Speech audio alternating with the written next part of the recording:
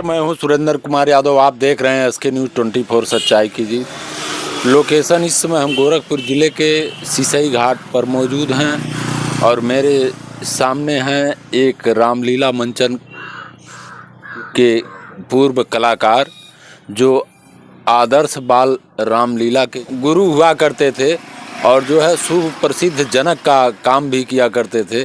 तो आइए इनसे जानने की कोशिश करेंगे और कुछ आंशिक पंक्तियाँ लेकर के जो है हम चाहेंगे कि ये अपने जो है माध्यम से और चैनल के लिए पेश करें। सर्वप्रथम आपका एसके न्यूज़ में स्वागत है जी। एसके न्यूज़ में सुनने वाले और देखने वाले सब भाइयों को प्रदीप कुमार निषाद की ओर से सादर प्रणाम, नमस्ते।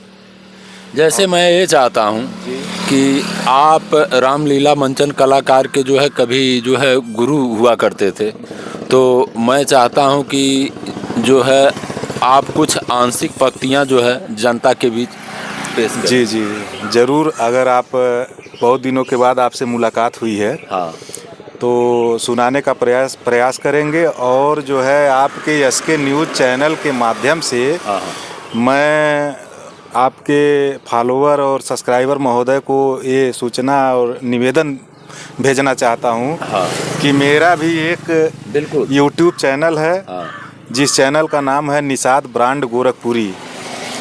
मैं चाहता हूँ कि फिर से आप एक बार बताएं लोगों को। मेरा एक यूट्यूब चैनल है जिसका नाम है निषाद ब्रांड गोरखपुरी।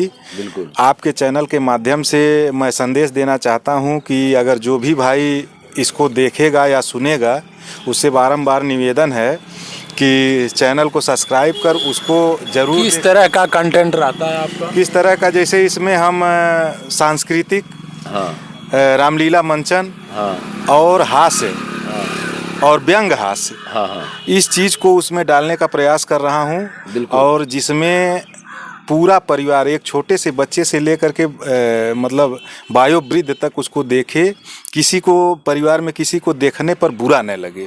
आप देख सकते हैं इन्होंने बताया कि जो है इनका फेसबुक और यूट्यूब दोनों चैनल है निषाद ब्रांड गोरखपुरी।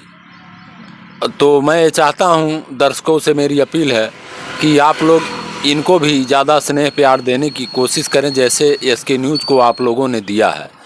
तो मैं चाहता हूं कि जनता के बीच दो चार पंक्तियां आप जो है राजा दशरथ और विश्वामित्र के जो है कुछ पेश करें। देखिए, ये उस समय की बात मैं बताने के प्रयास कर रहा हूँ। बिल्कुल बताएं।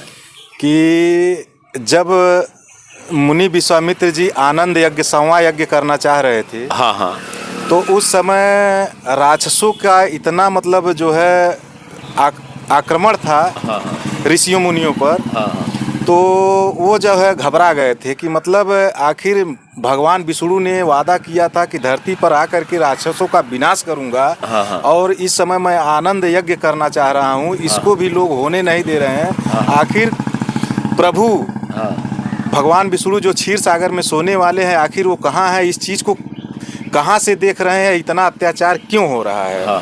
तो उन्होंने देखा कि अंतरात्मा से उन्होंने देखा तो भगवान विष्णु जो है श्री राम के रूप में अवतारित हो करके अयोध्या में पैदा हो चुके हैं। अच्छा।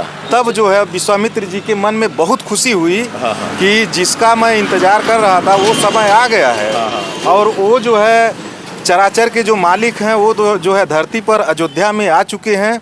मैं चल रहा हूँ और महाराज दशरथ से जो है कि रामचंद्र के लिए जो है, रामचंद्र नहीं, भगवान विष्णु के जो अवतरित उनके पुत्र हैं उनको जो है मांगूंगा और उनसे जो है यज्ञ का रक्षा कराऊंगा। वहीं से जो है राक्षसों का विनाश होना शुरू होगा।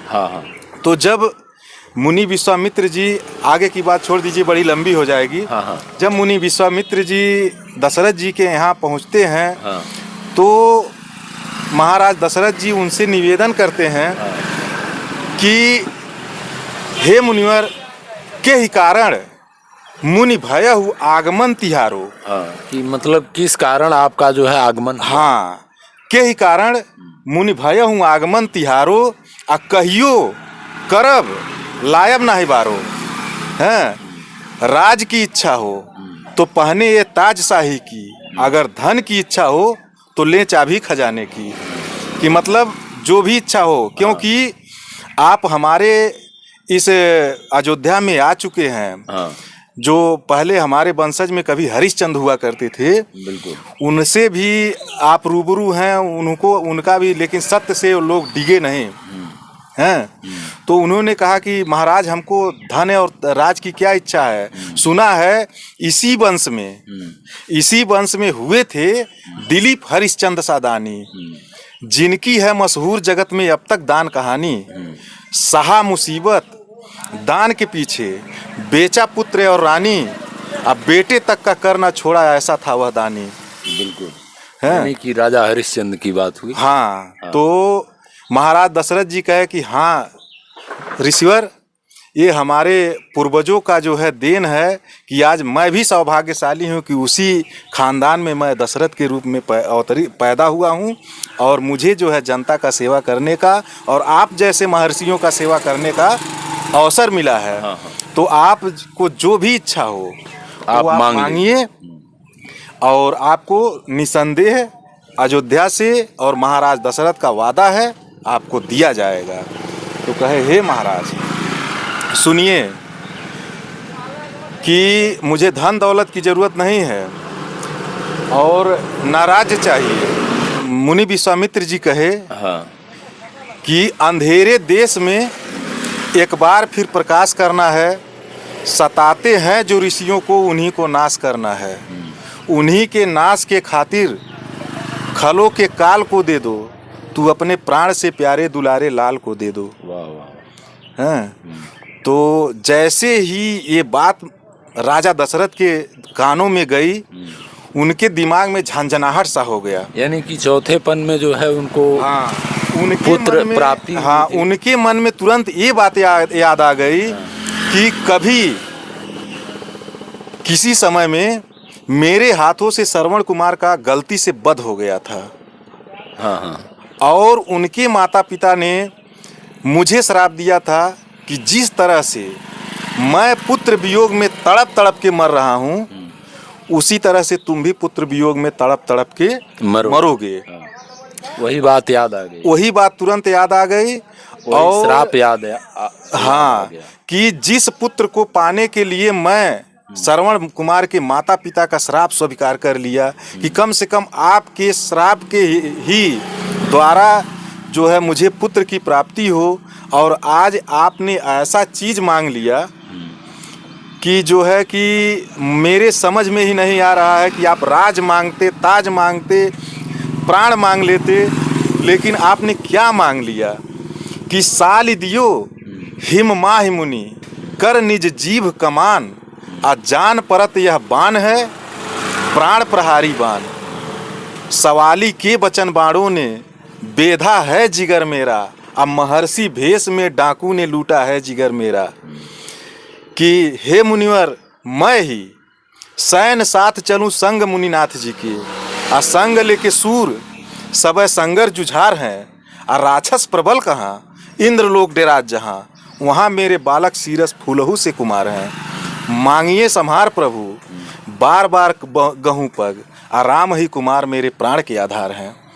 कि हे मुनिवर, आप जो मांग रहे हैं, अगर मेरे आगे से अगर एक पल के लिए ओझल हो जाएंगे तो यह दशरथ जीवित नहीं रहेगा।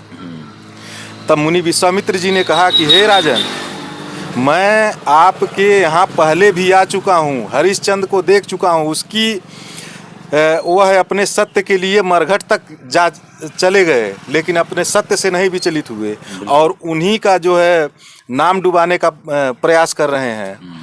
और ऐसा कदाप नहीं हो सकता कि धरा धंस जाएगी, पाताल में पाताल अभी फूटेगा, क्षण भर में सूर्य चंद्र जमी पर अभी टूटेगा, प्रलय का मात कर दूंगा फतक मात से अपने, लड़ा दूंगा तीनों लोग दोनों हाथ से अपने।